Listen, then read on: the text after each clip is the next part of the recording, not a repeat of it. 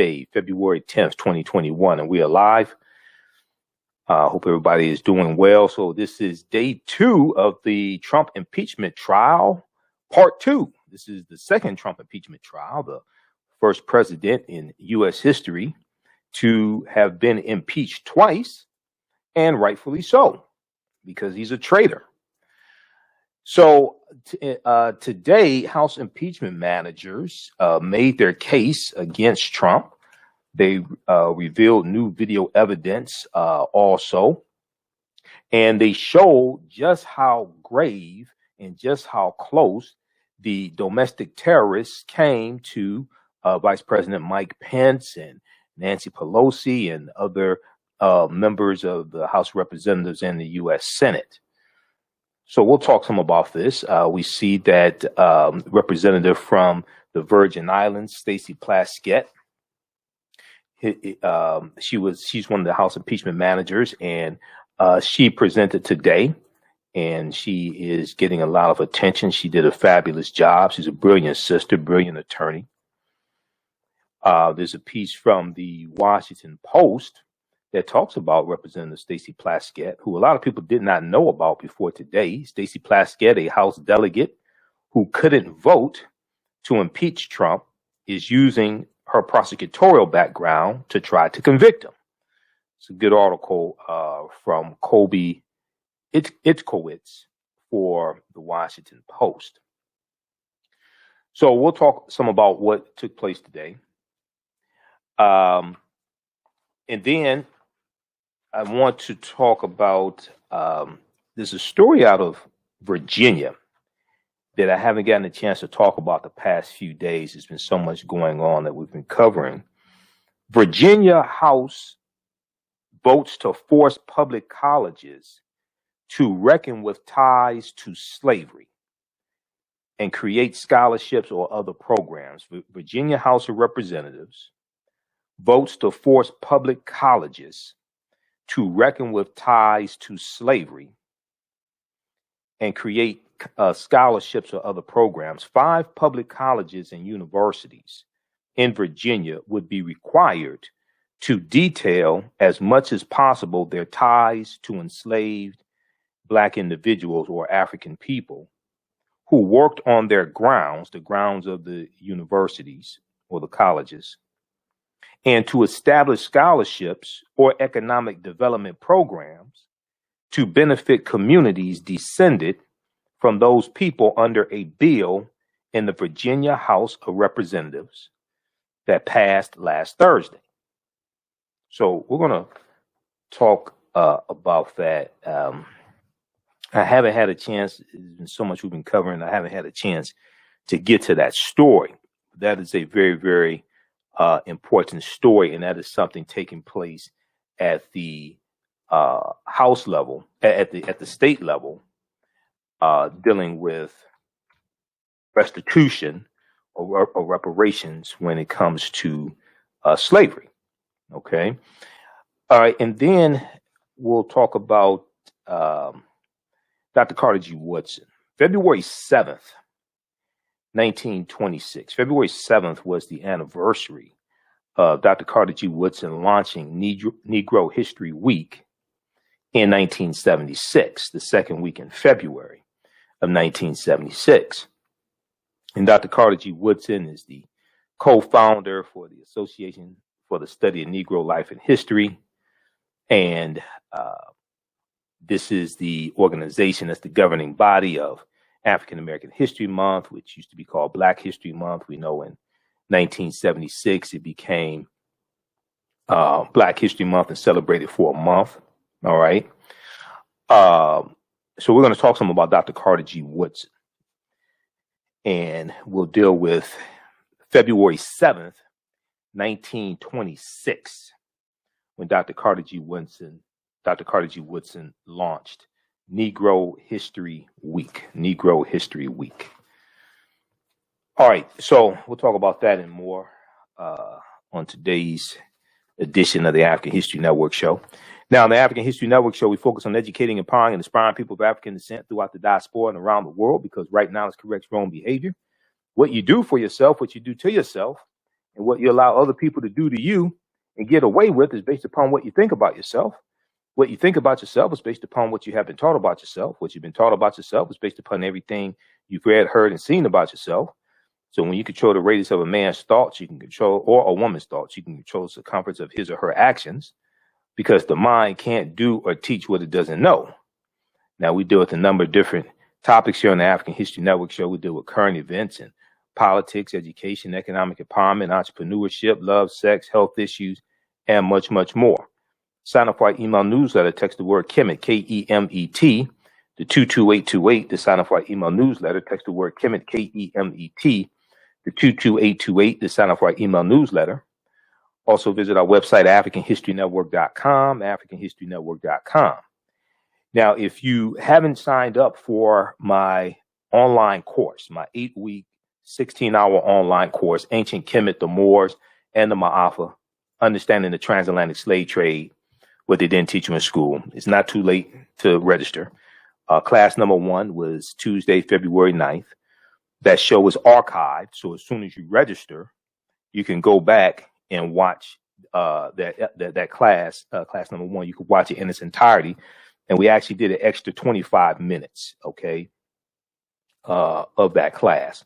So visit our website, AfricanHistoryNetwork.com, AfricanHistoryNetwork.com, and you can register for the online course. There's regularly $130 is on sale, $80. And there's archive content also there. So as soon as you register, you can start watching class number 1. Okay. Class number 2 is going to be Tuesday, February 16th. Tuesday, February 16th is going to be class number 2. And we're dealing with thousands of years of history, and we're dealing with what led up to the transatlantic slave trade taking place. All right. We'll deal with the 800-year occupation of Europe by the Africans known as the Moors. We'll deal with ancient Egypt, ancient Kemet, Kemet being one of the original names for Egypt, meaning land of the blacks. And when we deal with the transatlantic slave trade, we can't start studying our history in slavery. We have to deal with the history leading up to the transatlantic slave trade taking place. And we have to understand that African people are the original people of North, Central, and South America and have been in this land we call the United States of America going back at least 51,700 years ago.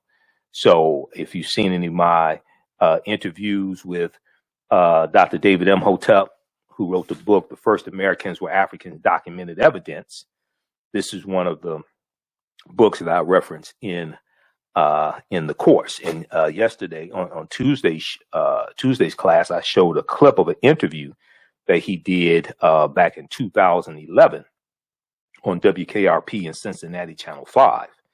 So I've interviewed him a number of times. We've interviewed him here on the African History Network show as recently as October 12th, 2020. So we deal with that history. We deal with the 800-year occupation of Europe by the Africans known as the Moors, and what led up to the transatlantic slave trade taking place as well. And the Moors taking the teachings from ancient Africa into Europe, the math, the science, the astronomy, the algebra, alcohol, soap, sugar, cotton, how to manufacture guns, new ways to manufacture knives and blades, all different types of things like this. They take this into Europe and bring Europe out of the dark ages, but it's going to be to our detriment. It's to the benefit of Europeans, and it's to the detriment of African people.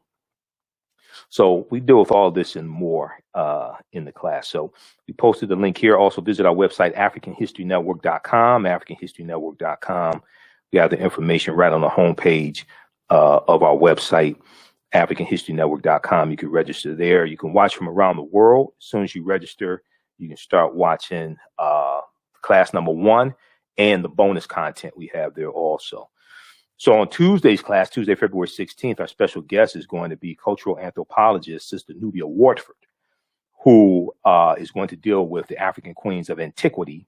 And she'll talk some about her archaeological digs in the Sudan, because she goes to the Sudan and actually does archaeological digs. And we'll deal with how this ties into history, because we know that the upper portion of what today is the Sudan and the lower portion of Egypt. In ancient times, that was Nubia or Ta-Nehesi. Okay. And we know that Nubia or Ta-Nehesi is the mother of ancient Kemet, ancient Egypt. And Abyssinia or Ethiopia is the grandmother to ancient Kemet or ancient Egypt. So there's twice as many pyramids today in the Sudan as there are in Egypt. Okay, so we're going to deal with that history on Tuesday's class. So don't miss that Tuesday, February 16th.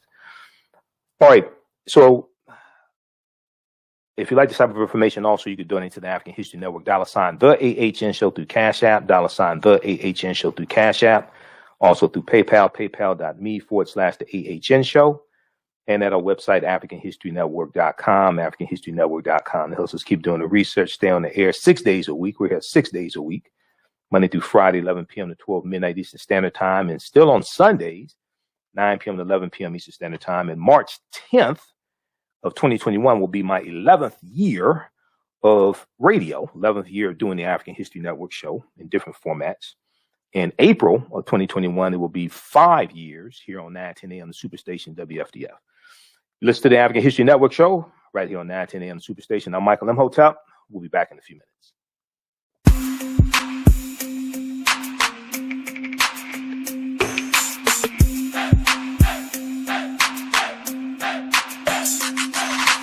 Are you getting ready for fall or winter? We have the solution for all seasonal clothing needs. Kemeticwear.com is the go-to online source for Kemetic African fashion and lifestyle products with a contemporary twist.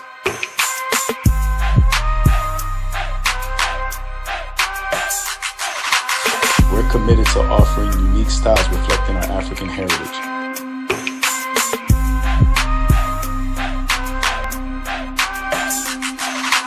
Kemeticwear.com is inspired by KemeticScribes.com to influence our people in learning and showing pride.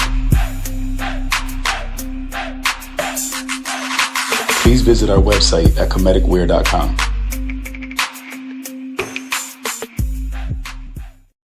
For 25 years, the Black History 101 Mobile Museum has carried on the rich legacy of the Black Museum movement in America by showcasing original artifacts of the Black experience at colleges, universities, K-12 schools, corporations, libraries, conferences, and cultural events, making it the most traversed Black History mobile exhibit in American history. Dr. Khalid El Hakim is the founder of the Black History 101 Mobile Museum, and he is a highly sought-after public speaker on topics of Black history, social studies, education, museum studies, hip-hop, and race relations. Dr. Khalid was named among the change makers for NBC Universal's Erase the Hate campaign and listed as one of the 100 men of distinction for Black enterprise. He recently founded the Michigan Hip Hop Archive on the campus of Western Michigan University. The Black History 101 Mobile Museum is currently scheduling in-person and virtual exhibits nationwide. For more information, please contact Dr. Khalid Al Hakim directly at 313-645-4197, 313-645-4197, or visit their website at blackhistorymobilemuseum.com. That's blackhistorymobilemuseum.com. You can also email him at bhistory101@yahoo.com, bhistory101@yahoo.com.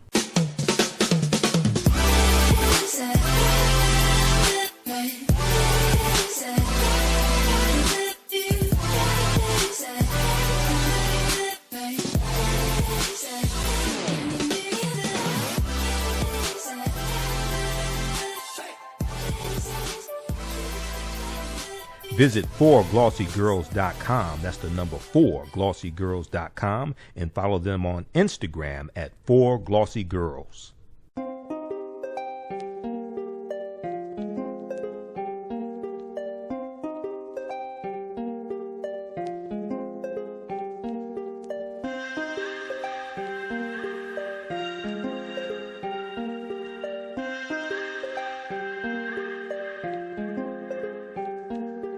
Black Bees products are a collection of natural, organic, personal care products with an appreciation of nature and bees. Our philosophy is without bees, we have nothing. We are honoring our Nile Valley ancestors who understood the importance of bees. Black Bees created a high-quality, natural, organic personal care line that would be affordable to everyone. We hope you try and enjoy our Black Bees products line and come back and visit us at blackbeesproducts.com. Welcome back to the African History Network show right here on 910 AM, the Superstation, the Future Radio. I'm your host, Brother Michael Imhotep. It is Wednesday, February 10th, 2021, and we are live. Wednesday, February 10th, 2021, and we are live. Hope everybody is doing well. It's day 2 of the second Senate impeachment trial of one Donald John Trump. So today at the impeachment trial, the House managers showed never before seen footage of Capitol riots.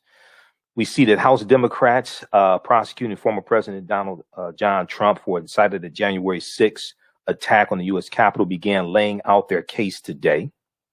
The impeachment managers, as part of their argument for convicting Trump, as part of their argument for convicting Trump, played never before seen surveillance video from inside the Capitol showing the moment rioters broke in through windows, as well as previously unheard audio of Capitol Police radioing for help. Lead impeachment manager Jamie Raskin opened by saying Democrats will prove Trump was, quote unquote, no innocent bystander on that day, and said Trump had been warned and said Trump had been warned his supporters would cause violence. Trump had been warned his supporters would cause violence. Now, Representative Joe Neguse, a Democrat from Colorado, gave a timeline of events leading up to the attack, saying the mob was, quote unquote, summoned and assembled by Trump. Summoned and assembled by Trump. Quote, he did that because he wanted to stop the transfer of power so that he could retain power even though he had lost the election, Representative Joe Neguse said. So once again, keep in mind, Donald Trump wanted his domestic terrorist thugs to go and stop a constitutionally mandated process that takes place during a joint session of Congress between the House of Representatives and the U.S. Senate to certify the Electoral College votes. Okay? The Electoral College voted December 14th, 2020, and they were certifying those Electoral College votes. And he wanted his domestic terrorists to go and stop that constitutionally mandated process to stop the transference of power from him to Joe Biden so Trump would stay in power. Now, Texas Representative Joaquin Castro, Democrat from Texas, argued that Trump's attempts to undermine the election began long before the riot, which is true. Representative Joaquin Castro played clips of Donald Trump repeatedly refusing to commit to a transference of power. Democrats have 16 hours over 2 days to present their case. Trump's lawyers will get the same amount of time when it's their turn. They're not going to use anywhere near 16 hours. Trump's they're so unprepared. They're not going to use anywhere near 16 hours. The Senate voted 56-44 on Tuesday, February 9th, to allow the trial to move forward. after Trump's attorneys argued it was unconstitutional to try him now that he's out of office. Keep in mind, the articles of impeachment were voted on while Donald Trump was still in office in the House of Representatives. 1. 2, Mitch McConnell delayed the trial in the Senate. Mitch McConnell said the earliest the trial would take place in the Senate would be January 19th. That was the day before the inauguration, January 20th, 2021. Mitch McConnell is the one that delayed this, basically. So, and then one of Trump's attorneys yesterday made the idiotic argument that the impeachment was rushed. They needed to do more investigation, but then also said that you can't impeach him because he's out of office. Well, which one is it? Was it rushed and you need more investigation? You need to do more investigating? Or you can't impeach him because he's out of office? It does, dude, well, let me tell you something. When I took basic law in 11th grade at Cass Technical High School, taught by Mary Smith, I could have argued a better case than those guys argued. And I would have done it for free. Well, I wouldn't have done it for free. You would have to pay me. But, still, I would have done a better job after taking basic law in 11th grade at Cass Tech. I would have done a better job after I took business law at Wayne State in Wayne State's business school, because we had to take business law to graduate from Wayne State's business school, because you had to understand contracts and understand laws that applies to business. So Donald Trump was extremely unhappy with his team's first showing on Tuesday, and especially displeased with his attorney Bruce Castor's rambling performance, according to 3 sources familiar with his thinking. Bruce Castor, however, denies that. Quote, far from it, attorney Bruce Castor told reporters Tuesday, quote, only one person's opinion matters, and that is what I am going by, end quote. Because there was an article from, I think it was Washington Post, about meandering. Let me see. We try to pull that one up. But it was a really good article that dealt with this. And yeah, they had a poor performance. They had a poor performance on Tuesday. Now, just to be fair, these guys just took this case because 5 of Trump's previous attorneys quit, because it's rumored that Trump wanted them to also argue that the election was stolen and he actually won the election, and they weren't going to do that. Okay. So these guys just took this case. They're dealing with the hand that they were dealt, but they were dealt a hand by, what's his name? Bottom of the deck, Dan, you remember, Skeeter Matthews, you remember, Lester Matthews' son, Skeeter Matthews from Sanford and Son. You remember the episode when, when Lamont was playing against the 4 guys, Skeeter Matthews, Hucklebuck, and some other guys. You remember? And there's one guy dealing from the bottom of the thread, three finger drag with your thumb on top, and then Fred wins all that money, all that clothes, all that watches, things like that, right? You remember that episode of Sanford and Son? So they were dealt a hand using 3-finger drag with your thumb on top. They were dealt from the bottom of the deck. That's the hand they were dealt. Okay. Now, to me, they're dumb as hell to take this case. All right. But it is what it is. Okay. It is what it is. All right. So I want to go to this clip here. This is from NBC Nightly News. All right. Right. I've taught entrepreneurship for a number of years. Everything you want to know about entrepreneurship, you can learn from the episode of Sanford and Son. There are 122 episodes of Sanford and Son over 6 seasons. I have all of them on DVD. I can teach an entire entrepreneurial class. I can teach an MBA level entrepreneurial class using episodes of Sanford and Son. I'm just serious. We could talk about mergers, acquisitions. We could talk about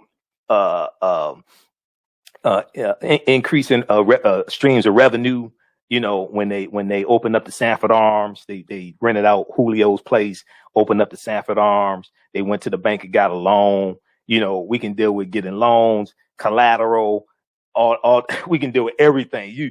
I can teach an entire MBA level entrepreneurship class just using episodes of Sanford and Son. Seriously, we can deal with marketing. You know, we can deal with when Lamont and Julio were merging their businesses together, so we can deal with mergers, everything. So, all right, I want to go to this clip here from NBC Nightly News. This is, let me see, we're going to go to clip 2, Shakita. Impeachment managers show video of VP Mike Pence being rushed away from, let me see, hold on, which one I want to go to. We'll go to clip 1. I'm sorry. We'll go to clip 1, Shakita. House impeachment managers present new security footage of Capitol attack. House impeachment managers present new security footage of Capitol attack. We're going to go to clip 1. Let's go to this clip. New detail, the country tonight reliving the trauma and horror of the attack on the U.S. Capitol 5 weeks ago today. On day 2 of the impeachment trial of former President Trump, House prosecutors introducing never-before-seen security camera images of the invading mobs. Members of Congress, staffers, even Vice President Pence seen rushing to safety barely ahead of the intruders. Also, never-before-released police radio traffic was played. Outnumbered officers heard desperately pleading for help. Mr. President, we lost the line. We lost the line. The dramatic sound and video coming as House impeachment managers began outlining their case that President Trump incited the attack on the Capitol. It never gets easier to see, but we must warn you the images are upsetting. Here's Peter Alexander with late details. Tonight, House Democrats releasing never-before-seen video from inside the attack that they say former President Trump incited. Body camera footage from an officer being beaten by the mob.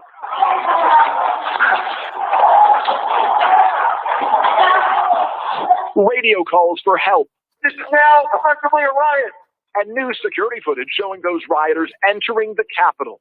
The second man through the window is wearing full tactical body armor. The graphic presentation, including our first look at the moment Vice President Pence was evacuated from the Senate chamber. Another camera showing Mitt Romney being led away, then quickly turned around by heroic officer Eugene Goodman. And Democratic leader Chuck Schumer also evacuated, then rushed back in the opposite direction to avoid the oncoming crowd.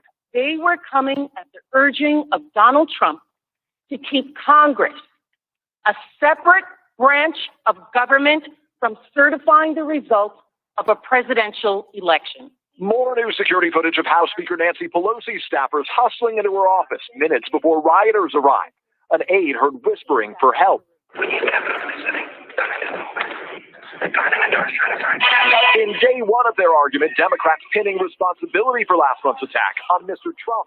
The evidence will show you that ex-President Trump was no innocent bystander. It will show that Donald Trump surrendered his role as commander-in-chief and became the inciter-in-chief of a dangerous insurrection. Portraying the assault on the Capitol as the culmination of a months-long campaign by the former president to rile up his supporters with what they called the big lie, using these clips of Mr. Trump. The only way they can take this election away from us is if this is a rigged election. We're going to win this election. That's right. It's a rigged election. His false claims about election fraud, that was the drumbeat being used to inspire, instigate, and ignite them, to anger them. Democrats playing these videos of Trump supporters who were at the Capitol to try to prove their case.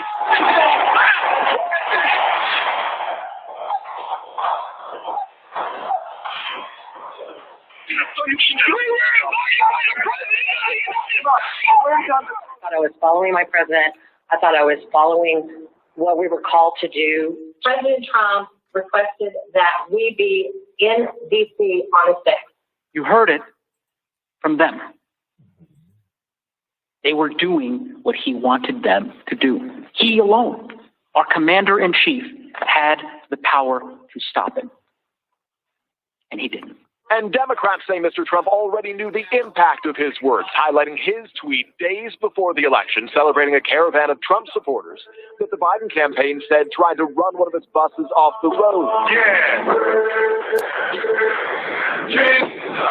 His response was to tweet the video of the incident that had fight music, joke about it, and call those individuals in that incident patriots. Democrats then pointing to this comment at the rally before the deadly riot began. We fight like hell, and if you don't fight like hell, you're not going to have a country anymore. He told them to fight like hell, and they brought us hell on that day. Mr. Trump's lawyers have said their client was using the word fight in a figurative sense, that he never incited violence, accusing Democrats of ignoring this comment from that same speech. I know that everyone here will soon be marching over to the Capitol building to peacefully and patriotically make your voices heard. But tonight, those same lawyers are under intense pressure from Mr. Trump, publicly silent without his Twitter account, but privately fuming about his legal team's day one performance, according to multiple sources. One of his lawyers today dismissing that. Did President Trump express pleasure about the performance yesterday? Republican Ted Cruz arguing the Democrats' case is doomed to failure, that the former president will still be acquitted. It is reminiscent of Shakespeare, that it is full of sound and fury, and yet signifying nothing. And they're going through political theater because for 4 years, congressional Democrats, they've been obsessed, they've been consumed with hatred for President Trump. And late tonight, Mitt Romney described the new videos as overwhelmingly distressing and emotional, saying it brings tears to your eyes and that he looked forward to thanking Officer Goodman, but he would not predict whether it would convince any of his Republican colleagues to vote to convict. Okay, so that was from NBC Nightly News. Check that out at NBC.com. Name of that clip is House impeachment managers present new security footage on Capitol attack. House impeachment managers present new security footage of Capitol attack. We're going to post a link here to that clip here on the thread of our broadcast. So check that out at NBCnews.com. Now, Representative Stacey Plaskett is one of the House impeachment managers, and she presented today. Representative Hakeem Jeffries posted on Twitter. We shared this on our Facebook fan page, the African History Network. Now, this is a brilliant sister, brilliant attorney. She had on her blue outfit, exhibiting black girl magic. She had kind of a matching mask also. Representative Hakeem Jeffries of New York said Representative Stacey Plaskett did her damn thing today. Hashtag impeachment trial, hashtag defend our democracy. So we posted that here on our Facebook fan page, the African History Network, so you can check that out. There's also a good article from the Washington Post about Representative Stacey Plaskett also. Name of this article from the Washington Post is Stacey Plaskett, a House delegate who could not vote to impeach Trump, is using her prosecutorial background to try to convict him, She represents the Virgin Islands. She's a representative of the U.S. Virgin Islands. So the Virgin Islands are not a state. Okay, they are a U.S. territory. I want to go to this clip here. We're going to go to clip 2. This clip here, you'll hear Representative Stacey Plaskett make the argument. Impeachment managers show video of VP Pence being rushed away from Capitol rioters. House impeachment managers presented video evidence of then Vice President Mike Pence being ushered away with his family during the Capitol riots. Now, keep in mind, Donald Trump sent his domestic terrorist thugs to the U.S. Capitol building to get Mike Pence, to stop the constitutionally mandated process and to get Mike Pence. Okay? And Pence has been like the most loyal to Trump. This is what happens when you deal with a thug and a snake. okay, and somebody who has no morals. This is what happens. They turn on you. Let's go to clip 2, Shakita.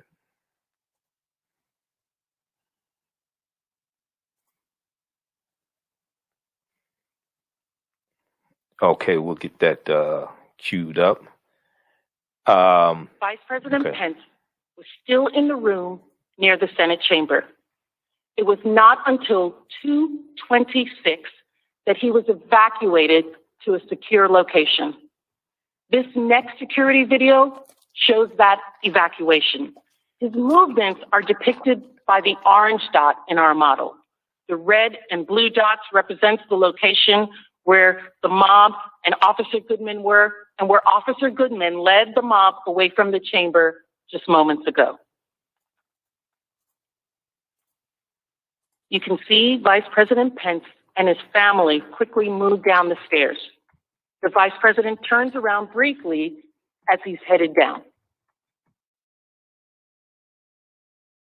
As Pence was being evacuated, rioters started to spread throughout the Capitol. Those inside helped other rioters break in through doors in several locations around this entire building. And the mob was looking for Vice President Pence because of his patriotism, because the Vice President had refused to do what the President demanded and overturn the election results. During the assault on the Capitol, extremists reportedly coordinated online and discussed how they could hunt down the Vice President. Journalists in the Capitol reported they heard rioters say they were looking for Pence in order to execute him. Trump's supporters had erected a gallows on the lawn in front of the Capitol building. Another group of rioters chanted, "Hang Mike Pence," as they stood in the open door of the Capitol building. You can hear the security alarm from the door in the background, and you can hear the mob calling for the death of the Vice President of the United States.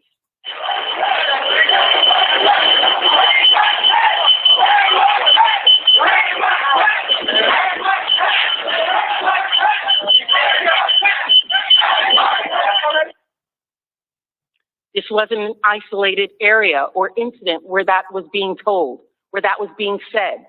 It was going on everywhere. Here's another example of the crowd outside yelling, "Bring out Pence. Bring him out." Bring him out. Bring him out. Bring out Pence. Bring him out. Bring out Pence. Bring him out. Bring out Pence. Bring him out. After President Trump had primed his followers for months and inflamed the rally-goers that morning, it is no wonder that the Vice President of the United States was the target of their wrath after Pence refused to overturn the election results. Listen to this man explain. Well, Congress, cowards hid in their inside and were emergency escorted away because of fear of the people. Of course, they're cowards, can't face the people, can't do the right thing. Pence lied to us. He's a total treasonous pig, and his name will be mud forever. Now the real battle begins. It looks like the American people are very pissed. So, good luck with that. Peace out.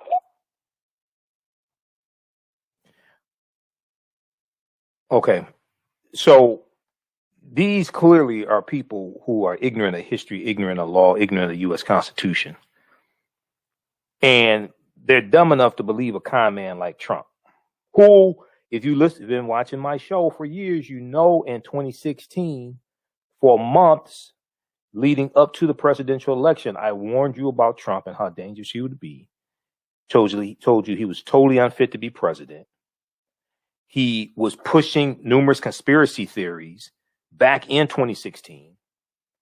And we see how dangerous this is. And we see how dangerous it is when you have ignorant people who can be radicalized, ignorant people who can be radicalized, like those domestic terrorist Trump supporters. Okay, and now many of them realize that they were believing a lie and things like this, and crying crocodile tears, etc. Okay, tell it to the judge. Tell it to the judge. All right. So there's a article here from two of them from Washington Post, also one from NBC News. Five takeaways from day two. 5 takeaways from day 2 of Trump's impeachment trial. 5 takeaways from day 2 of Trump's impeachment trial. So check that out from Washington Post. They talk about Jamie Raskin, extended fire in the theater metaphor, connecting the dots on Trump's actions. I mean, the House impeachment managers did a masterful job today. Okay. So check this out. Making the case on Trump and violence. We may talk some more. We'll talk some more about this tomorrow. So there's one from the Washington Post. 5 takeaways from. We'll pull this up here. Also, the calling number is 313-778-7600. 313-778-7600 is the calling number if you have a quick question or comment. 5 takeaways from day 2 of Trump's impeachment trial from the Washington Post from February 10th, 2021 by Aaron Blake. Okay. Then we have another one from the Washington Post dealing with our sister Representative Stacey Plaskett, who represents the U.S. Virgin Islands. Read about this brilliant sister here. Stacey Plaskett, a House delegate who could not vote to impeach Trump, is using her prosecutorial background to try to convict him. Stacey Plaskett, a House delegate who could not vote to impeach Trump, is using her prosecutorial background to try to convict him. This is from February 10th, 2021, written by Colby Itkowitz. And an excerpt of the article says the chilling unseen footage of a riotous mob storming through the U.S. Capitol, intent on killing Vice President Mike Pence and House Speaker Nancy Pelosi, was presented to senators by a non-voting member of Congress from the Virgin Islands. Delegate Stacey Plaskett, a former prosecutor in the Bronx, could not even vote on the article of impeachment against Trump, but in her role as impeachment manager, she has emerged in the Senate trial as a commanding presence entrusted with the grave task of showing how dangerously close the rioters came to lawmakers and staff members on January 6th. Quote, the vice president, the speaker of the House, the first and second in line to the presidency were performing their constitutional duties, presiding over the election certification, and they were put in danger, said Representative Stacey Plaskett. Quote, President Trump put a target on their backs. And his mob broke into the Capitol to hunt them down. Now, at the beginning of her evening presentation, Representative Stacey Plaskett, 54, shared that she had been in the Capitol on another harrowing day when all the lives of those working inside were in danger. On September 11th, 2001, Representative Stacey Plaskett was a staffer in the House, and she reflected on how she might be dead if Flight 93 had reached the Capitol as planned. Quote, when I think of that, and I think of these insurgents, these images incited by our president, of the United States attacking this Capitol to stop the certification of a presidential election, our democracy, our republic. Now, before returning to her ancestral home in the Virgin Islands, Stacey Plaskett spent much of her career in Washington. She attended Georgetown University for her undergraduate degree and American University for her law school. Then a Republican, she worked as a staffer on Capitol Hill and in the Justice Department in the George W. Bush administration. She became a Democrat in 2008, ahead of her first unsuccessful run for delegate in the U.S. Virgin Islands in 2012. She won this in 2014. Okay, her selection to the manager's team, the impeachment manager's team, is a reunion of sorts with Representative Jamie B. Raskin, Democrat of Maryland, the lead House impeachment manager, an opportunity to learn again from her former law professor at American University. Okay, check out the rest of this article here. It's a good article about Representative Stacey Plaskett, who represents the U.S. Virgin Islands. Since the U.S. Virgin Islands are not a state in the Union, they are a territory. She does not get a in the House of Representatives for the impeachment of Trump. She could not vote, but she is on the impeachment team to prosecute and to try to convict him. All right, check out this article here from Washington Post. Now, there was also a good one as well from NBC News. This is dealing with day 2 of the impeachment trial. Okay, this is just a sample of the things I read on a daily basis. Okay, I monitor about 35 different news sources daily, so this is just a sample of that information. If you follow us on our Facebook fan page, the African History Network, you see some of the articles I post throughout the day. You get a better, you'll see more of the type of information that I cover daily, and we share some of that information here on our show every day. Okay, harsh reminder, key takeaways from day 2 of Trump's second impeachment trial. Democratic impeachment managers used Trump's past words to make him a constant presence as they played raw video of the January 6th attack. Now, this is from NBCnews.com also, so check out this article as well. All right. We're almost out of time here on 910 AM Superstation WFDF. Those watching on our Facebook fan page, The African History Network, The African History Network, and our YouTube channel, Michael Imhotep, keep watching. You can still register for my online course, Ancient Kemet, the Moors, and the Maafa, Understanding the Transatlantic Slave Trade, what they didn't teach you in school. Ancient Kemet, the Moors, and the Maafa, Understanding the Transatlantic Slave Trade, what they didn't teach you in school. That is a 8-week, 16-hour online course. Okay, we deal with thousands of years of history, and we deal with what led up to the transatlantic slave trade taking place. It's regularly $130 on sale, $80. Class number one was February 9th, 2021, February 9th. So as soon as you register, you can watch class number 1, and there's bonus content also. Class number 2 will be Tuesday, February 6th, 8 p.m. To 10 p.m. Eastern Standard Time, February 16th, Tuesday, February 16th. Our special guest will be cultural anthropologist Sister Nubia Wardford, who does archaeological digs in the Sudan. And we're going to talk about the African queens of antiquity and talk some about her archaeological digs as well. So visit our website, AfricanHistoryNetwork.com, AfricanHistoryNetwork.com.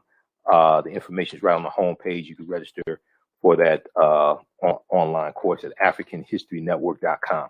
All right, we're out of time here. Remember, right now it's correct wrong behavior. It's not over till we win. Stay tuned for Pastor Greg Davis. We'll talk to you tomorrow night. Peace. All right, stand by. Stand by, everybody. With BlackBusinessTea.com, the messages are clear and meaningful. Keep your business in the black and out of the red. Mind your black business. Know your numbers and plan strategically. Black Business Boss, lead your industry. Support black business, encourage, patronize, and uplift one another. BlackBusinessT.com currently has products sold in Detroit, Atlanta, Chicago, and Los Angeles, with proceeds returned to the black community. They have a wide selection of hoodies, t-shirts, mugs, hats, sweatshirts that support black-owned businesses. Visit the website blackbusinesstee.com. That's blackbusinesstee.com. Do you have an idea or business that requires app development or thinking of moving your IT resources to the cloud? We have post-paid and profit-sharing plans for unique ideas or profitable businesses. Who can take advantage of this unique program? Entrepreneurs with unique ideas, startups, small to medium businesses. Contact us 267-209-0352. Visit nomadicsystems.net, nomadicsystems.net today. Intuitive Design Clothing is an online accessory store that sells one-of-a-kind signature statement pieces for men and women. They also specialize in fashion consultations, closet organization, and decorating small spaces. Are you looking for a statement piece for a special affair, or would you like to add some select pieces to your ensemble of accessories? If you're looking for something different, definitely contact Kathy Norman, and CEO of Intuitive Design Clothing. Visit their website, intuitivedesignClothing.com. That's intuitivedesignClothing.com, and you can email her at info@intuitivedesignClothing.com. Intuitive Design Clothing is where every entrance is a grand entrance. Soul Natural Beauty Products offers organic, plant-based skin and hair care products that will rejuvenate skin and naturally grow and thicken hair. Their whipped shea butter can heal or restore damaged skin cells to prevent hyperpigmentation and skin breakouts. All products are made with organic plant-based ingredients. Their maximum hair growth oil is fortified with organic herbal extracts and undeniably proves that Mother Nature knows best. It thickens, lengthens, softens, and conditions all types of hair. They even guarantee hair improvement within 90 days or a full refund. Their all-natural 24-hour deodorant leaves the body smelling fresh without sweating for up to 24 hours. It does not stain fabric, goes on smoothly, and has a refreshing lavender and frankincense aroma. It can be used by men, women, and even children. Place your order today at soulnaturalbeautyproducts.com. That's soulnaturalbeautyproducts.com, and follow them on Facebook at Soul Natural Beauty Products. Okay, stand by. How's everybody doing? Okay, visit our website, AfricanHistoryNetwork.com. AfricanHistoryNetwork.com for more information. Then also we have the bundle pack, our 15 DVD bundle pack, Michael Imhotep Black History Month bundle pack as well. Includes 15 of my lectures dealing with history and dealing with African American History Month also. Okay, so that's a good bundle pack. We have those shipping out each day. That's a good, that'll get you started and gives you a lot of information to talk about for African American History Month. We'll post that link here as well. Let me take you to our website right quick. If you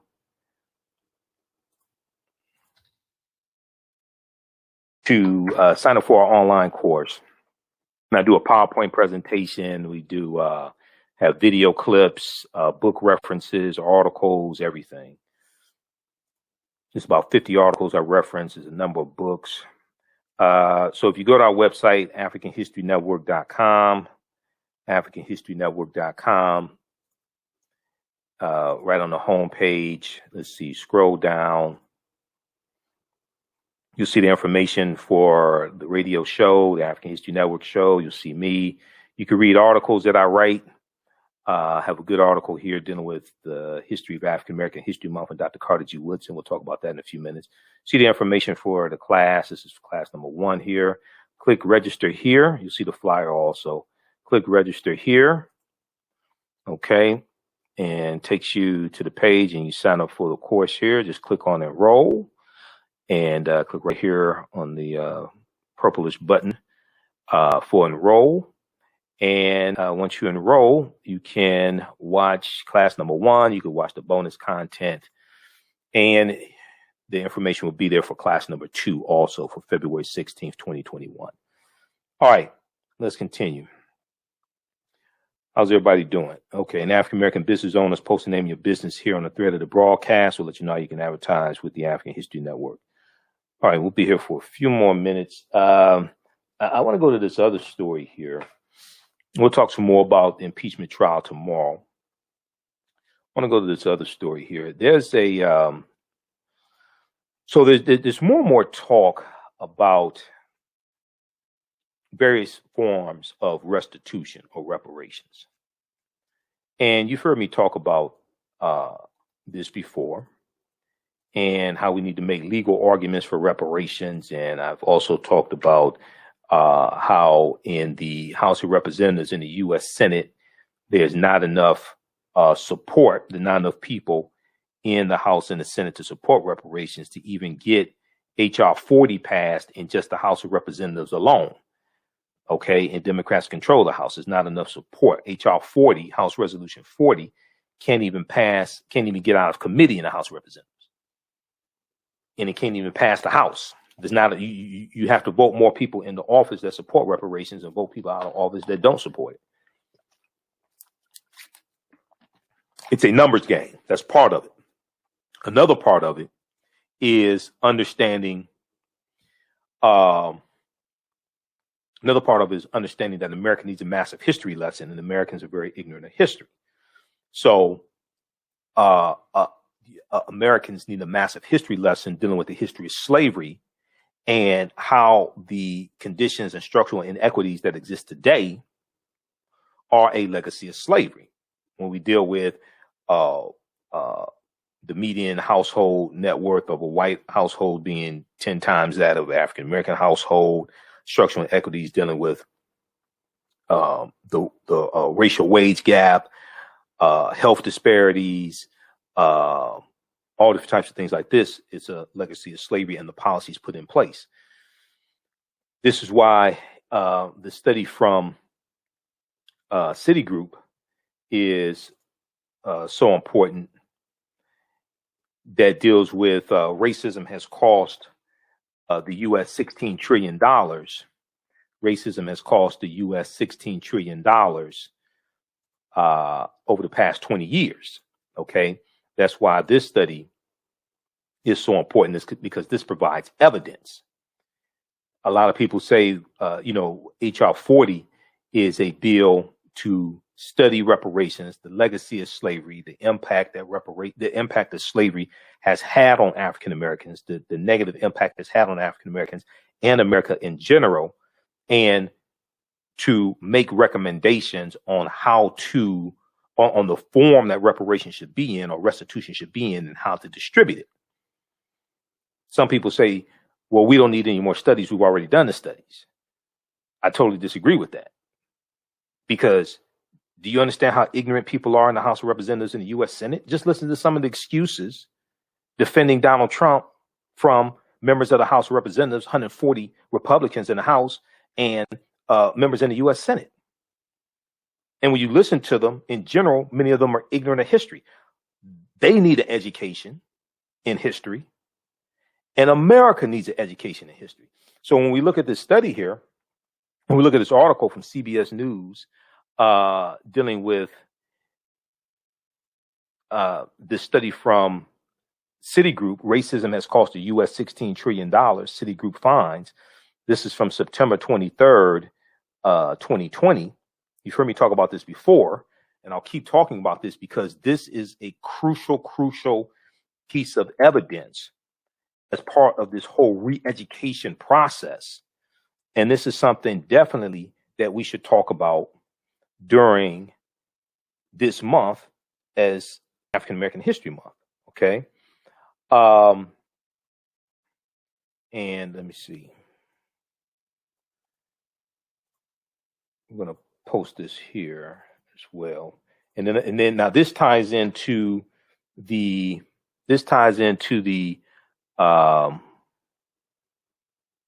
next story dealing with the House of Representatives in Virginia and some type of restitution for slavery from 5 public colleges. But America could have been $16 trillion richer. America could have been $16 trillion richer if not for inequities in education, housing, wages, and business investment between African American and white Americans over the past 20 years. This is not dealing with 400 years. This is not dealing with 246 years. 400 years, I'm not exactly sure what people, I guess they're talking about 1619 to 2019, which is really a real misunderstanding of history, because chattel slavery didn't even exist in the 13 colonies in 1619. When you go study those 29 Africans that came into Virginia on the White Lion pirate ship, it was a pirate ship that hijacked the San Juan Bautista around the Gulf of Mexico, and they took off. They captured about 50 Africans off of that Portuguese slave ship. But codified slave laws didn't even exist in the 13 colonies in 1619. Okay, codified slave laws did not even exist in the 13 colonies in 1619. This is why we really have to understand history. Those first 29 Africans, they're going to be freed after about 3 to 5 years. They're put into a form of indentured servitude. The first colony, first British colony, I'm not talking about the Spanish colonies. The first British colony to have codified slave laws was Massachusetts in 1641. They come to Virginia in about 1661. So the whole way we think slavery evolved in the 13 colonies, for the most part, is not even how slavery evolved in the 13 colonies. This is why America needs a massive history lesson. Okay, so the study released, so this is from September 2020. The study released by Citigroup is the latest in a body of research that attempts to quantify the economic impact of systemic racism. Citigroup arrived at its $16 trillion figure after estimating that, 1, African Americans have lost $113 billion in potential wages over the past 2 decades because they could not get a college degree. 2, the housing market lost $218 billion in sales because African American applicants could not get home loans. 3, about $13 trillion in business revenue never flowed into the U.S. economy because African American entrepreneurs could not access bank loans. So what this is showing is how racism directed towards African Americans, how it is negatively impacting everybody in this country, regardless of race, how it's negatively impacting everybody because it's impacting the U.S. economy, and every ethnic group, our economics are interconnected, intertwined. Okay.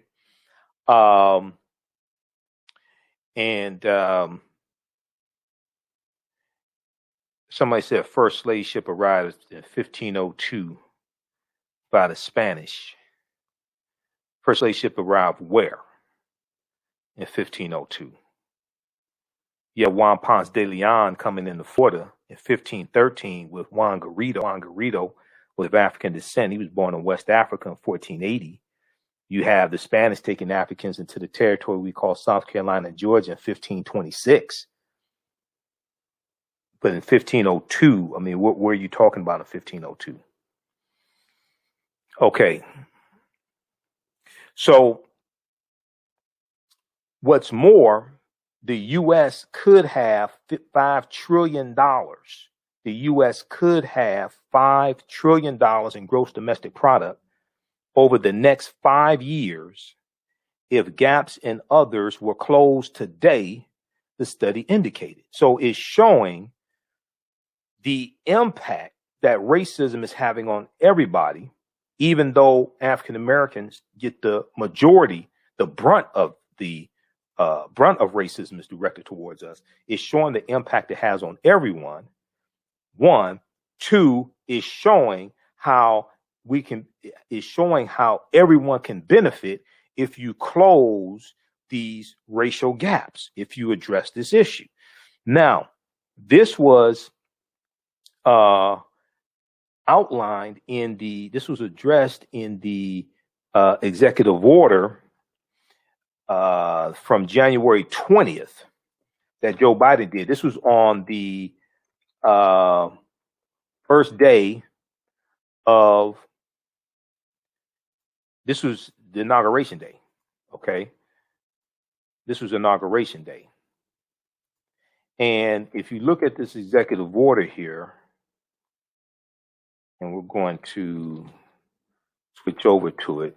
If you look at this executive order, I've talked about it before, and this all ties into history, law, and policies. This is all connected. History, law, and policies. If we look at this executive order from January 20th, 2021, inauguration day, there were 10 executive orders he did on the first day. This is one of them. Executive order on advancing racial equity and support for underserved communities through the federal government. Okay. Executive order on advancing racial equity and support for underserved communities through the federal government. This was on first day in office, which was a half a day actually, January 20th, 2021, because he wasn't sworn in. The inauguration ceremony was 12 noon, 2021. But if we look at this here, they talk about, for example,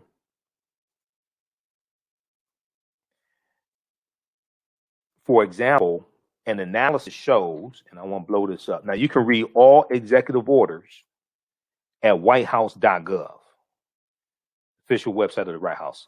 I encourage everybody to read all 45 plus executive orders. Read all executive orders, and also all the speeches that the president gives, the vice president gives. They have the transcripts of the speeches there. They also have the video of the speeches. Go research that. So this says here, for example, and so let me just back up. By advancing equity across the federal government, we can create opportunities for the improvement of communities that have been historically underserved, which benefits everyone. For example, an analysis shows that closing racial gaps in wages, housing credit, lending opportunities, and access to higher education would amount to an additional $5 trillion in gross domestic product in the American economy over the next 5 years. Okay. The federal government's goal in advancing equity is to provide everyone with the opportunity to reach their full potential. Consistent with these aims, each agency must assess whether and to what extent its programs and policies perpetuate systemic barriers to opportunities and benefits for people of color and other underserved groups. Read this full executive order, okay? Because when they talk about that $5 trillion, that came directly from the study from Citigroup, which then ties into the legacy of slavery. Now, you don't have to say slavery. See, what a lot of people don't understand is strategy. African Americans are 14% of the U.S. population. Just to be honest with you, you're not going to get bills passed just talking about black, because you're 14% of the population. Do you realize how many white people in the House of Representatives and U.S. Senate got to vote on this stuff?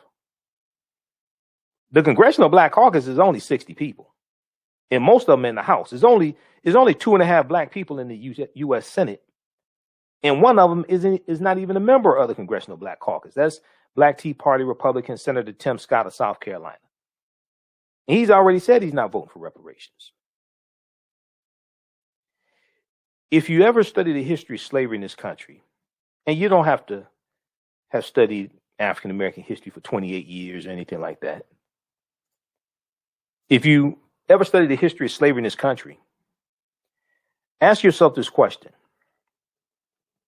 Why did most slaves who run away at nighttime and not in the daytime? If you ever study the history of slavery in this country, ask yourself the question. Why did most slaves who run away at nighttime and not in the daytime? One can make the argument you could see better in the daytime, so it's easier to see where you're going.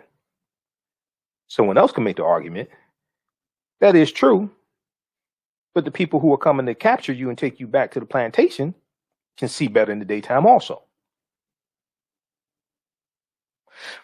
So oftentimes people don't understand strategy, because the fact of the matter is, any of these policies that get passed through the legislative branch of government, the House of Representatives and the U.S. Senate, being that we're 14% of the population and only have about 59 seats in the U.S. House of Representatives out of 435 seats, and only have 2.5 seats in the U.S. Senate out of 100 seats in the U.S. Senate. Any of these policies, if you want to get them passed that benefit African Americans, you're going to have to show how they also benefit everybody else. Now, even though we get the majority of the benefit from these policies, just like I showed you in the executive order, closing the racial wealth gaps, closing the racial gaps would increase U.S. economy by $5 trillion over 5 years. That will have a huge impact on African Americans, but it'll benefit everybody else. But if you only have 59 seats in the U.S. House of Representatives out of 435 seats, and you got 2.5 seats in the U.S. Senate out of 100, and you're just talking about black, and you don't understand how to show how these policies that benefit us will also positively impact everybody else to actually get the bills passed, a lot of us don't understand strategy and actually how to bring into fruition what it is we say we want in these YouTube videos and documentaries and conferences we go to every year.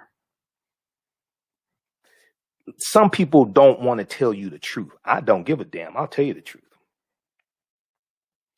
I'll tell you the truth. Because in business school you learn the concept of win-win and how to market your idea, how to promote your idea, and show how it benefits everybody. That's what you're gonna have to do. But a lot of us don't understand that. And see, I'm somebody who's actually been involved in writing public policy for the city of Detroit. So I understand that.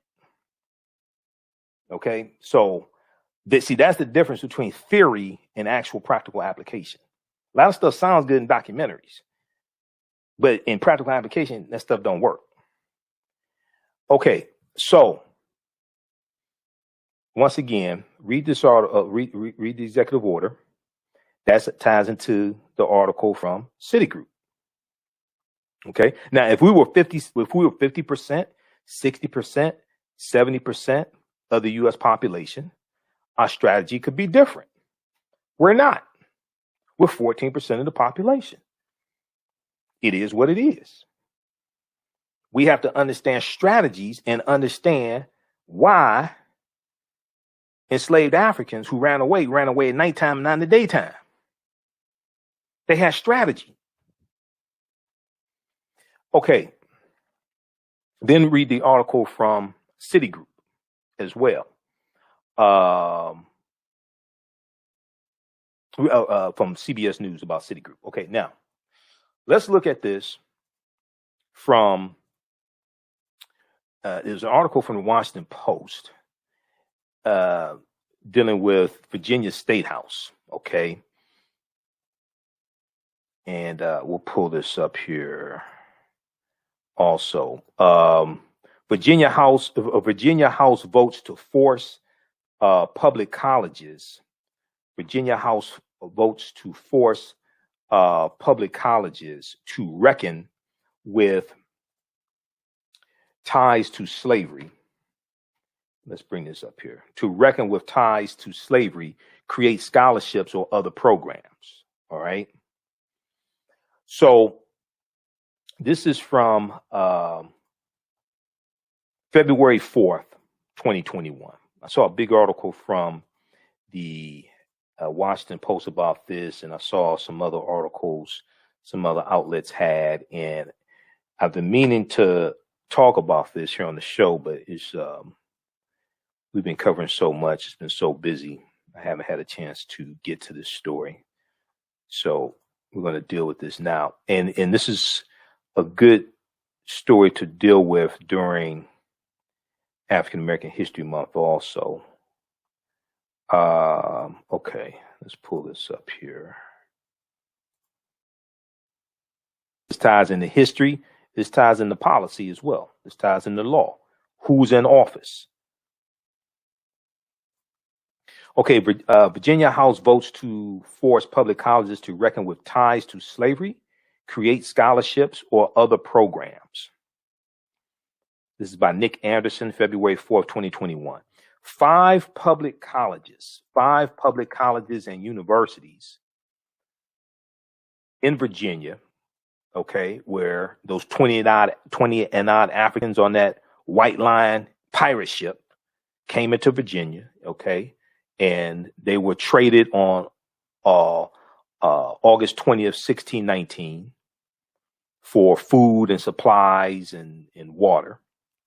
5 public colleges and universities in Virginia would be required to detail as much as possible their ties to enslaved African people, or Black individuals, as they say it, who worked on their grounds, and to establish scholarships or economic development programs to benefit communities descended from those people under a bill the Virginia House passed Thursday.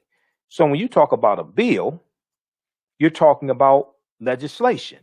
You're talking about politics. You're talking about policy.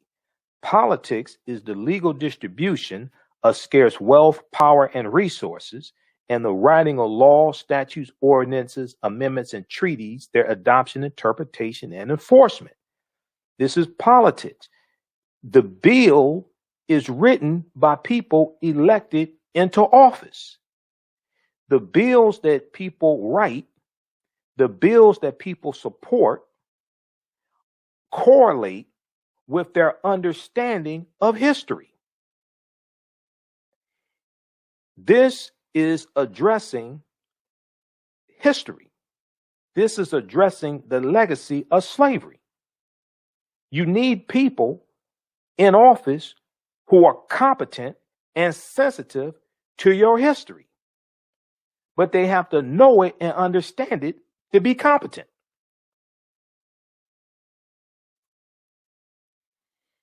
The bill seeks to hold accountable the College of William and Mary, the University of Virginia, Virginia Commonwealth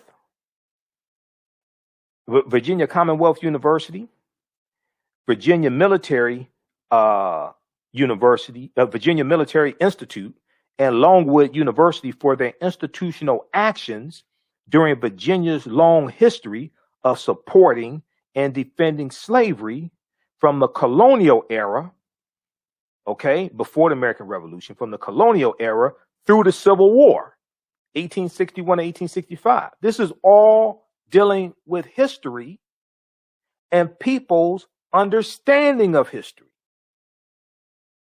The bill seeks to hold accountable the College of William and Mary, one of the oldest colleges in the country, the University of Virginia, Virginia Commonwealth University, Virginia Military Institute, and Longwood University for their institutional actions during Virginia's long history of supporting and defending slavery from the colonial era through the U.S. Civil War.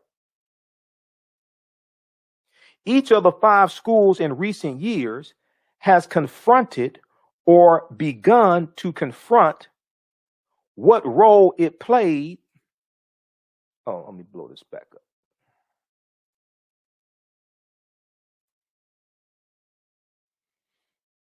Okay, during Virginia's long history of supporting and defending slavery from the colonial era through the Civil War. All this is dealing with history and the legacy of history and the policies, laws put in place that shape the conditions that we deal with right here today. And it was public policy that created the conditions of today. Is going to be public policy that corrects those conditions.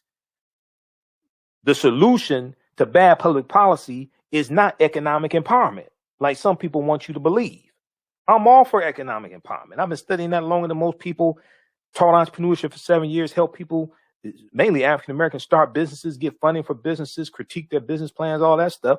But I also managed African American companies that had government contracts. I also understand history, and I understand how laws and policies shape the economy that your African American business operates based upon. It was public policy that put us in this predicament. It's going to be public policy that takes us out of this predicament. Each of the 5 schools in recent years has confronted or begun to confront what role it played in the enslavement of people of African descent. In that way, they are hardly unique. From north to south and east to west, colleges and universities have launched similar reviews of their institutional history. Once again, we're dealing with history, their institutional history, and what should be done to acknowledge and atone for it. Johns Hopkins University in Baltimore became one of the latest to address the issue in 2020, last year in 2020, when it revealed that its namesake, Johns Hopkins, its namesake benefactor had enslaved people. And we talked about that here on this show.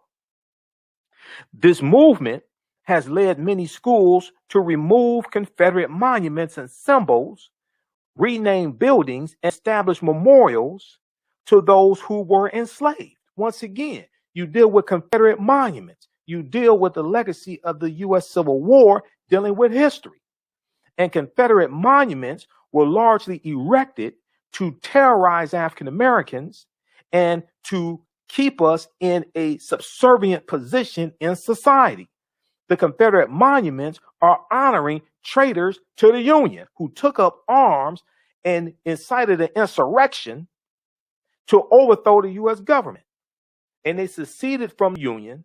They wanted to maintain slavery, maintain their way of life, and they took up arms against the U.S. government. February 9th, 1861, Jefferson Davis was elected president of the Confederacy. Jefferson Davis from Mississippi, and a slave owner. February 9th, 1861, he was elected as president of the first president of the Confederacy, and he wanted an insurrection. February 9th, 2021, another traitor to the Union named Donald John Trump was put on trial in the U.S. Senate for inciting an insurrection. February 9th, 1861, Jefferson Davis was elected as the first president of the Confederacy, and he wanted to incite an insurrection. And 160 years later, February 9th, 2021, another traitor to the Union named Donald Trump was put on trial in the U.S. Senate for inciting an insurrection. Let's go back to this article from the Washington Post. Everybody all right? Okay, share this broadcast on your social media platforms. Invite your friends to tune in. You're not going to find this type of information in a lot of other places. But the Virginia legislation, House Bill 1980, seeks to advance this reckoning in a more comprehensive way at 5 schools which were founded before the abolition of slavery. The bill, which the Democratic led House of Delegates approved Thursday on a vote of 61 to 39. I'd like to know who the 39 people were who voted against it. Calls for the schools to identify and memorialize, quote, to the extent possible, all enslaved individuals who labored on former and current institutionally controlled grounds and property.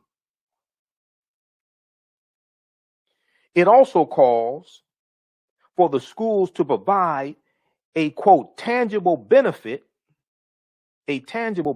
such as a scholarship or community-based economic development program for individuals or specific communities with a demonstrated historic connection to slavery that will empower families to be lifted out of the cycle of poverty, that will empower families to be lifted out of the cycle of poverty.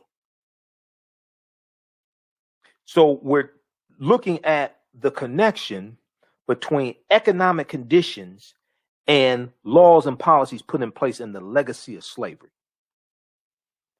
The bill would bar the schools from using state funds or tuition revenue for what is called the Enslaved Ancestors College Access Scholarship and Memorial Program. Okay, the bill would bar the schools from using state funds or tuition revenue for what is called the Enslaved Ancestors College Access Scholarship and Memorial Program.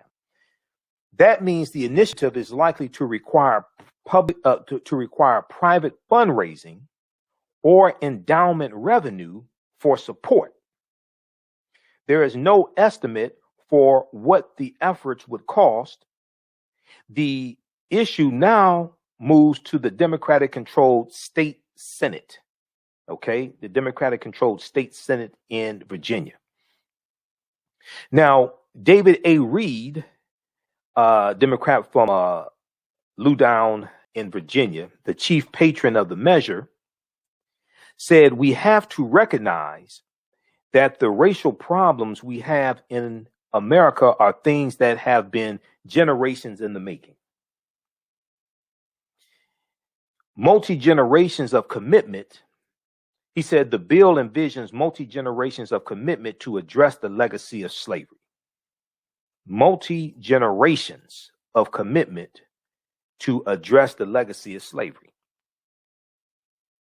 Now, officials at the schools had no comment on the House bill passed. Quote, "We don't typically comment on bills before the General Assembly completes its work," Brian Woodson, a spokesman for William and Mary, wrote in an email. Now, founded in 1693, because William and Mary is one of the oldest universities or colleges in the country, founded in 1693, I should say, founded in 1693, and based in Williamsburg. William and Mary has grown from a colonial college to a modern research university. Its roots were deeply entwined with slavery. Its roots were deeply entwined with slavery. Quote, "William and Mary continues to be dedicated to telling a fuller, more consequential account of our history," Woodson wrote. Now, in 2009, the school launched what is known as the Lemon Project, Lemon, the Lemon Project, named for a man it once enslaved, the Lemon Project. This project is designed to research its role in slavery and racial segregation.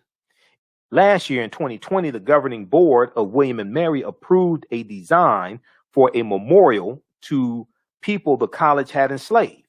The $2 million project is expected to be finished in spring 2022. Quote, "We have fewer details about enslaved individuals at William and Mary," Woodson wrote. "Part of the issue is that most records were destroyed during fires or lost over time. As of now, we have identified 188 enslaved individuals as of now, we have identified 188 enslaved individuals who labored at William and Mary College, but that important research continues. Now, the University of Virginia was founded in 1819 by Thomas Jefferson, the third U.S. president, who was a big-time slave owner. In his lifetime, he owned about 600 slaves over the course of his lifetime. In 2007, University of Virginia's governing board approved a resolution expressing regret for the use of enslaved people at the school. In the years since the reckoning at Charlottesville, Virginia, 2017, the Unite the Right rally, August 2017. In the years since, the reckoning at Charlottesville has accelerated. In 2018, University of Virginia released a report on the role of slavery at the university. Quote, slavery in every imaginable way was central to the project of designing, funding, building, and maintaining the school. Okay, the University of Virginia, founded by a slave owner. So that makes sense. Thomas Jefferson at the Philadelphia Convention in 1787, when they drafted the Constitution, Thomas Jefferson sided with other colonies who wanted to abolish the international transatlantic slave trade. And the international transatlantic slave trade dealt with bringing Africans in this country as slaves, to enslave them, bringing the Africans in this country to enslave them. Well, Thomas Jefferson sided with that because he felt if you cut off the supply of Africans coming to this country to be slaves, that would then increase the value of Africans who were already here who were slaves, which would increase the wealth of slave owners like him. So it's fitting that the University of Virginia that Thomas Jefferson founded, it's in 1819, it's fitting that, quote, slavery in every way imaginable was central to the project of designing, funding, building, and maintaining the school, University of Virginia, that Thomas Jefferson founded. The university recently finished construction of a memorial to enslaved laborers. Now, VMI in Lexington and Longwood in Farmville, Virginia, were both founded in 1839. In Farmville, were both founded in 1839. VMI under scrutiny recently for allegations of racism at the military college in December removed from its campus a statue of Confederate General Stonewall Jackson, Thomas Stonewall Jackson, okay, who is on the side of Stone Mountain. We talked about Stone Mountain yesterday, on yesterday's show. Research Stone Mountain in Georgia, okay? And on the side of Stone Mountain are the carvings of three traitors to the Union, quote-unquote Confederate heroes, General Robert E. Lee and Thomas Stonewall Jackson and Jefferson Davis. That's on the side of Stone Mountain in Georgia. Let's get a picture of Stone Mountain here. Here we go. Can we blow this up here? Let me see. Can we get a good picture right here? Cause see, I've been to Stone Mountain. I've been to the top of Stone Mountain. Talk about getting to the mountaintop. You know, I've been to the mountaintop, right? I wanted to get down off that mountain because when I went into the souvenir shop at the top of Stone Mountain. Now this is Stone Mountain. This is Stone Mountain in Georgia. It's a huge mountain. On the side of the mountain, you have to understand the history of Georgia. Okay, read this article from SmithsonianMag.com. Okay, Smithsonian Institute. What will happen to Stone Mountain, America's largest Confederate memorial? The Georgia landmark is a testament to the enduring legacy of white supremacy. Now, this article is from August 22nd, 2017. What will happen to Stone Mountain, America's largest Confederate memorial?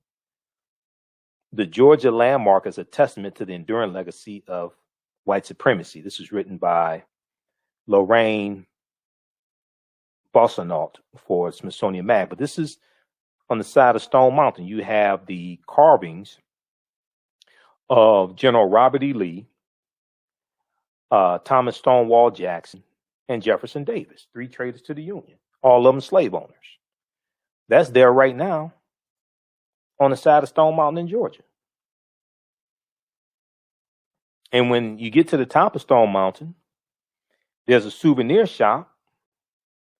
And inside the souvenir shop, on all the souvenirs, the keychains, the pennants, the hats, the mugs, everything in there are the images of these 3 traitors. They have like the carving of the side of the mountain. They have it on all the souvenirs inside of the Stone Mountain souvenir shop.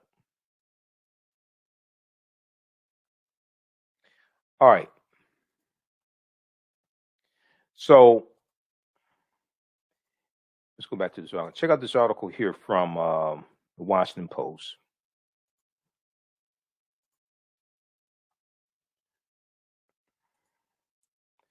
So in December, they removed from his campus a statue of Confederate General Stonewall Jackson. He had taught physics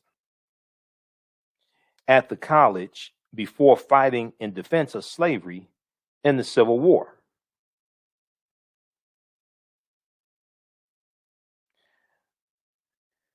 Now, through a spokesman, Bill Wyatt, VMI said it has undertaken an ongoing research project to identify enslaved persons who worked on post.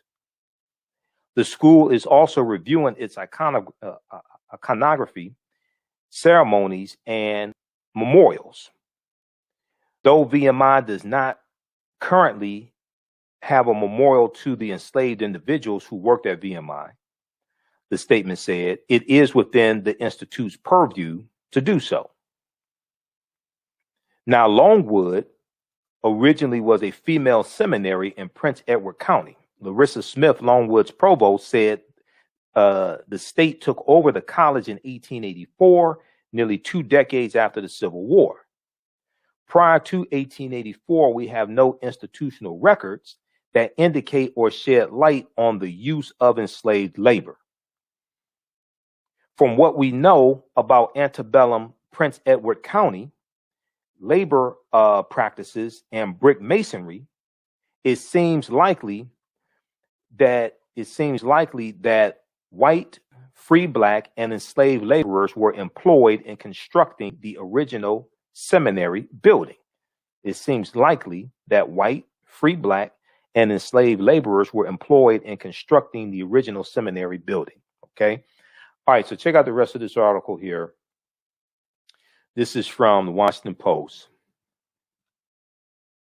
Virginia House votes to force public colleges to reckon with ties to slavery. Virginia House votes to force public colleges to reckon with ties to slavery,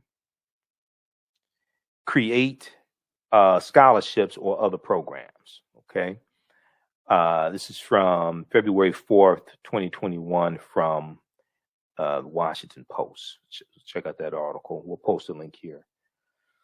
All right, we'll talk, we're out of time here. We'll talk about Dr. Carter G. Woodson on tomorrow's show. February 7th, 1926, Dr. Carter G. Woodson launched Negro History Week.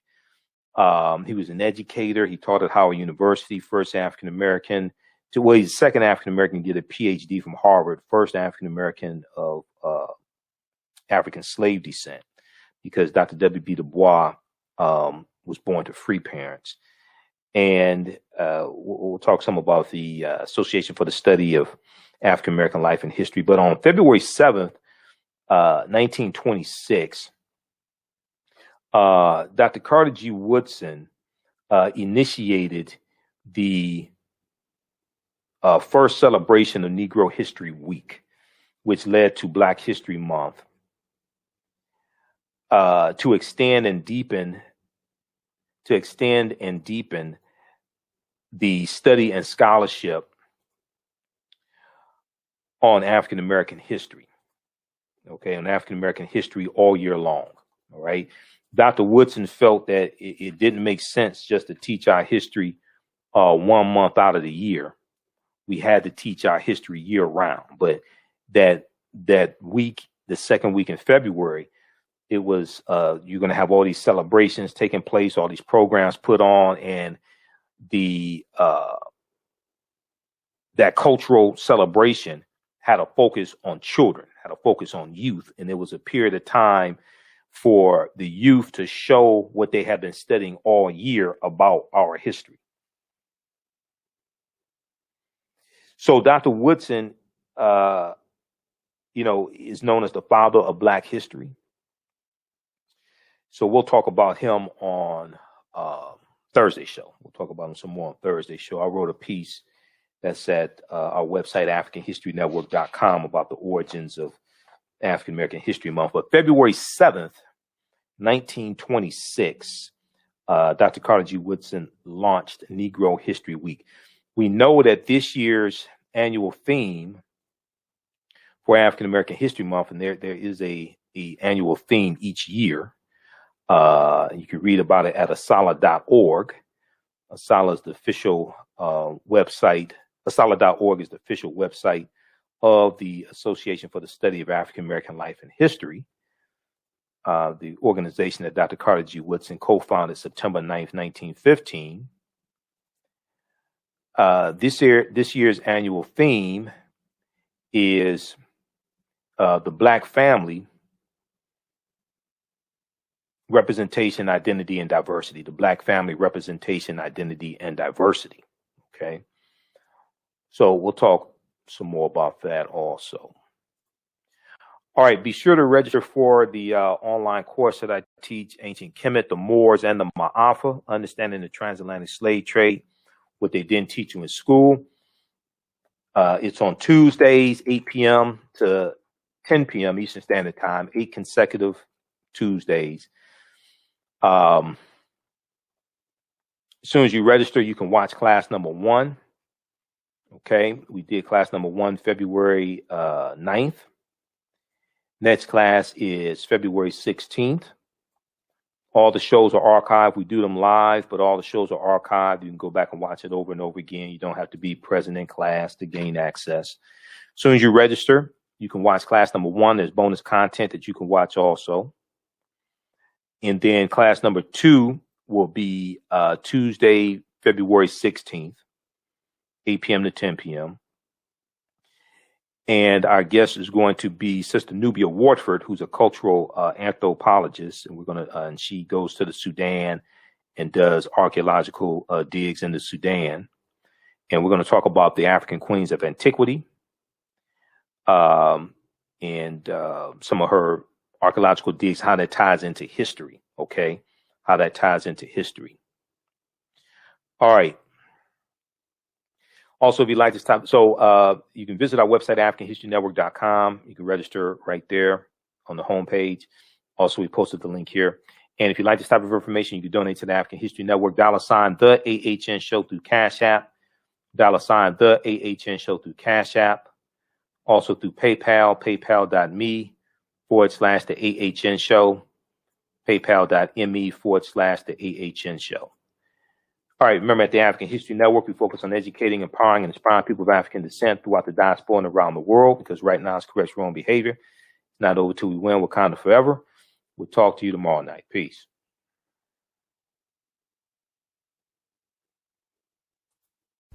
For 25 years, the Black History 101 Mobile Museum has carried on the rich legacy of the Black Museum movement in America by showcasing original artifacts of the Black experience at colleges, universities, K-12 schools, corporations, libraries, conferences, and cultural events, making it the most traversed Black History mobile exhibit in American history. Dr. Khalid El Hakim is the founder of the Black History 101 Mobile Museum, and he is a highly sought-after public speaker on topics of Black history, social studies, education, museum studies, hip-hop, and race relations. Dr. Khalid was named among the change makers for NBC Universal's Erase the Hate campaign and listed as one of the 100 men of distinction for Black enterprise. He recently founded the Michigan Hip Hop Archive on the campus of Western Michigan University. The Black History 101 Mobile Museum is currently scheduling in-person and virtual exhibits nationwide.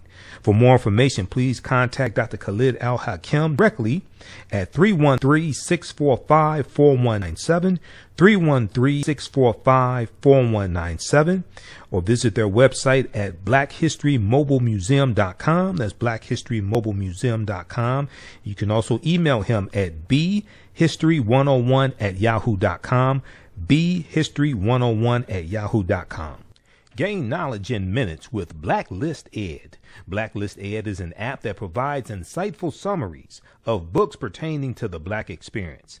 As Black people, we know the importance of reading books to discover our incredible contributions to world history, to uplift our self-esteem, and to empower ourselves for our relentless fight for social justice. Unfortunately, with our busy lives, it feels like there is never enough time to read a book. Fortunately, there's a solution. With Blacklist Ed, their app provides key insights from best-selling books about the Black experience, therefore saving you time, increasing your knowledge, and empowering yourself through inspirational and actionable ideas. You can read or listen on the go. Start your free trial today by going to blacklisted.com. That's Black without the C, B-L-A-K. Or you can download the Blacklist Ed app from the App Store or Google Play. Blacklist Ed, empower yourself. Yaya Rule is a line of African print-inspired apparel catered to the Black community. The pieces include T-shirts, sweatshirts, jackets, dresses, skirts, activewear, bags, and other accessories and home decor. This brand offers a revived way for men and women to wear their Black pride and honor their African heritage anywhere at any time. This apparel line is for anyone, whether you are working in the corporate world, are an entrepreneur, or an artist. Their selection will allow you to casually let your pride shine or dress it up as wanted. It is for those who have already embraced African fabrics and for those who are just getting introduced to them.